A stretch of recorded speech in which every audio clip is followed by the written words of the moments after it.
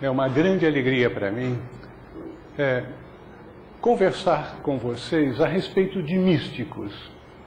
Este é um tema que me arrebata, porque ao estudarmos a vida dos místicos, a sua contribuição ao mundo, as suas realizações, nós percebemos que os místicos são pessoas inteiramente diferentes do comum da humanidade. Eles alcançam realizações extraordinárias e a razão para isso é o fato de que suas percepções ocorrem num plano que vai muito além do que nós estamos acostumados nesse nosso mundo de ilusão, em que percebemos tudo com os nossos 5 sentidos. O mundo que os místicos percebem é um mundo transcendental. Mas existe uma grande dificuldade para entendermos os místicos, porque ao terem suas experiências que ocorrem de uma forma que transcende inteiramente os sentidos, quando eles voltam a um estado de consciência usual nesse mundo e arrebatados, sabendo a maravilha que perceberam, querem comunicar, compartilhar com os outros aquela experiência, eles verificam que eles tiveram uma experiência de outro mundo e que as palavras que usamos nesse mundo são limitativas.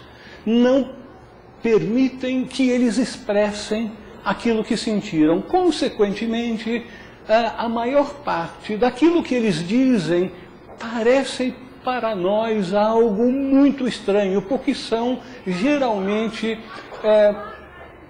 afirmações paradoxais.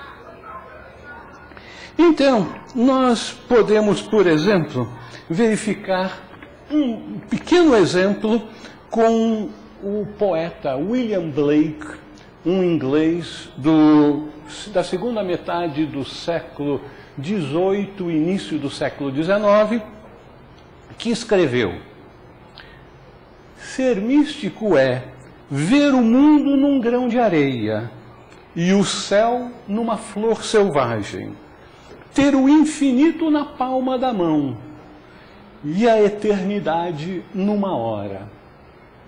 É lógico que o público em geral passa batido por esse tipo de afirmação, mas eles sabem que realmente é a maneira mais próxima de passar uma experiência intangível através de palavras que são desse nosso mundo tangível dos 5 sentidos.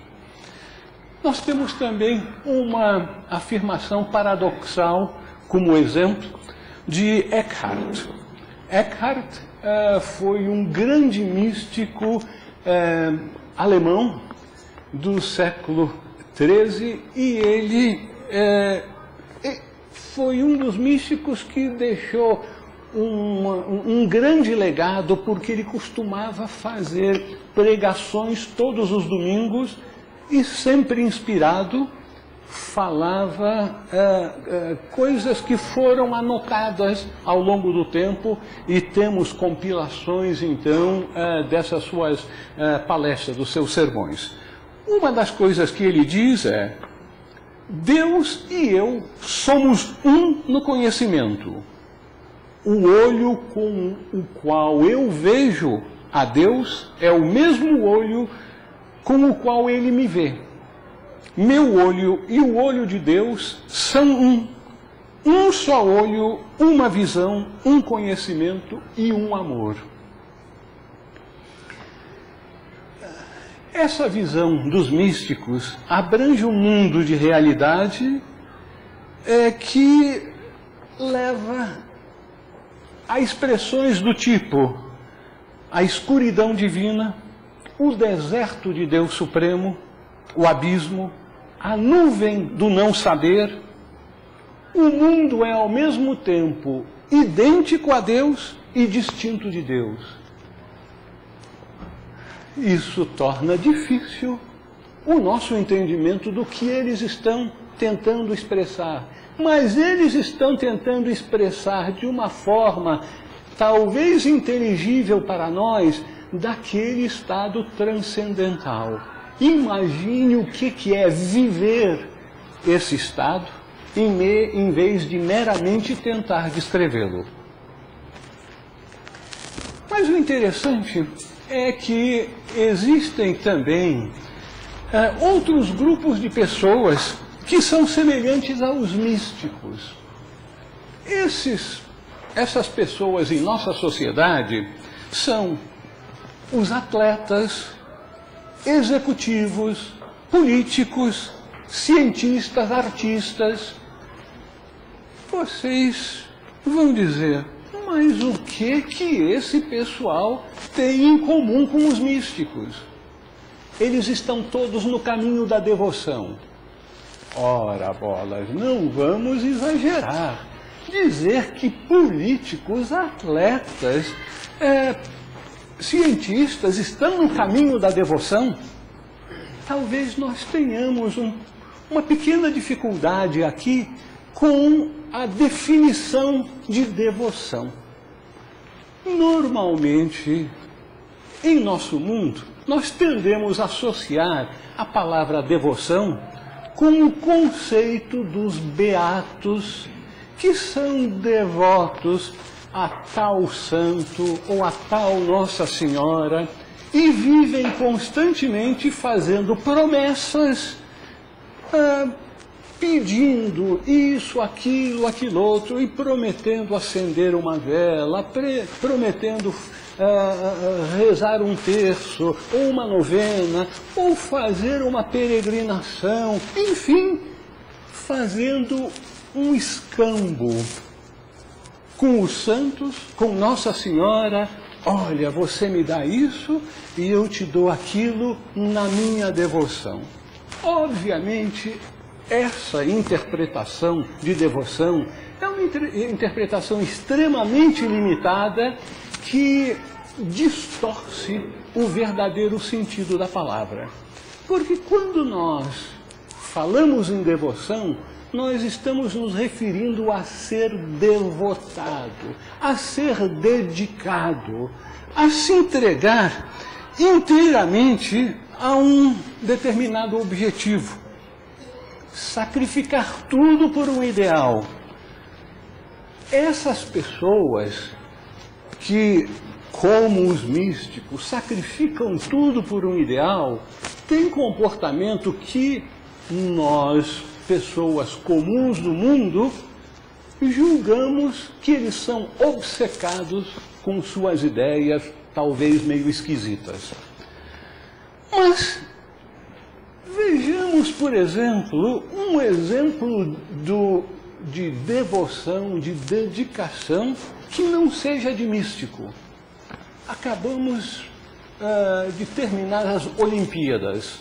Michael Phelps, esse grande atleta que se distinguiu nas Olimpíadas com 8 medalhas de ouro, também é um devoto. E ele mostra a sua devoção pelo fato de que nos últimos 4 anos ele teve 4 dias de folga, aos domingos em que a piscina estava trancada.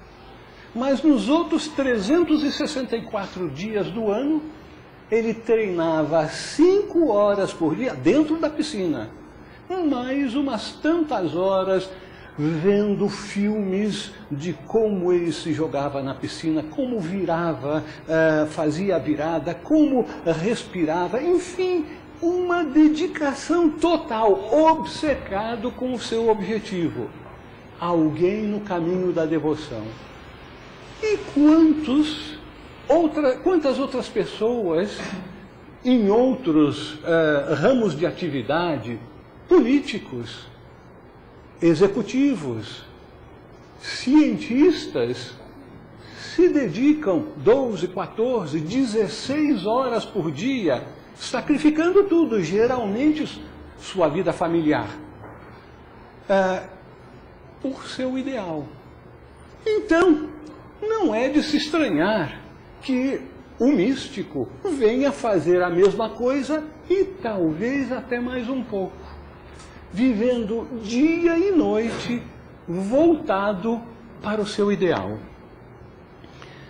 E, obviamente, os místicos se sentem muito à vontade porque eles verificam que esse tipo de comportamento é coerente com as orientações bíblicas. Jesus, por exemplo, disse que ninguém pode servir a dois senhores. Ou cuidará melhor de um e negligenciará o outro, ou fará o oposto. Portanto, ninguém pode servir a Deus e a Mamon, a Deus e a este mundo. Outro tipo de coerência com os ensinamentos de Jesus. Algo extremamente importante. Onde está o teu tesouro, aí estará o teu coração.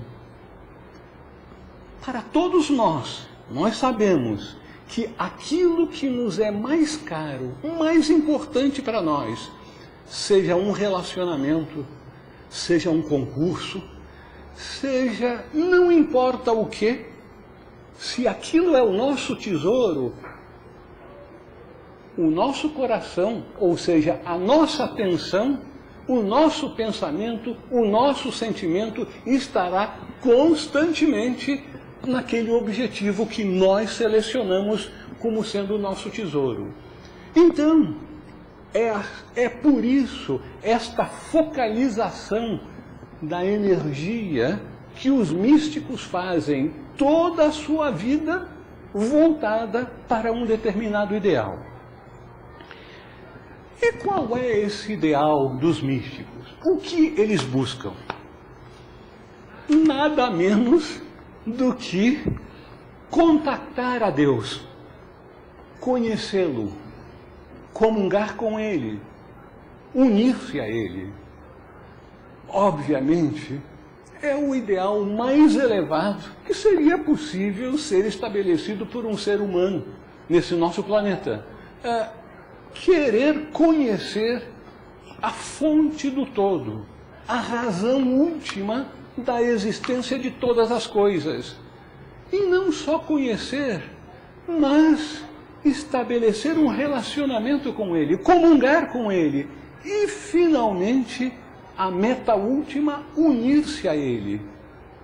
Pode parecer algo, um sonho, uma quimera, mas nós temos o testemunho de milhares de místicos de todas as tradições religiosas e alguns que conseguiram alcançar suas metas fora de tradições religiosas, de que isso é possível.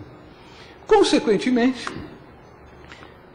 nós podemos agora tentar identificar alguns fatores que nos permitem entender como os místicos conseguem alcançar esse objetivo a que se propõem. O primeiríssimo é algo que é dito em todas as tradições espirituais, a aspiração ardente. É a mesma coisa que a devoção, é a mesma coisa que a dedicação.